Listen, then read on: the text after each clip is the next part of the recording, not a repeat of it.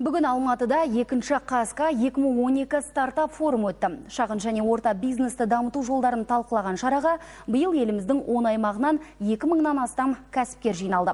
Форум барысында отандық инвесторлар, қаржы ұйымдарының өкілдері және салық комитетінің мамандары кәсіпкерлермен шеберлік сағаттар өткізді. Яғни әрбір кәсіпкер жеке істі бастау, кәсіпорынды заңды тіркеу, бухгалтерлік құжаттарда дұрыс рәсімдеу, нарыққа тауар жеткізу және сауданы арттыру жолдарымен танысуға мүмкіндік алды. Осылайша жиналғандар бір күн ішінде бизнесті жетілдіруге байланысты толыққанды ақпарат алып, аймақтардан келген әріптестермен тәжірибе алмасты. Мұндай стартап форумдар еліміздегі кәсіпкерлерге белсенділігін арттырады деп ойлаймыз, біліктілігін арттырады деп ойлаймыз, және келешекте адамдардың ой туындатқызады. Ел аймақтарындағы кәсіпкерлерімізде мұндай бағдарламаларға, мұндай форумдарға өте мұқтаж екенін.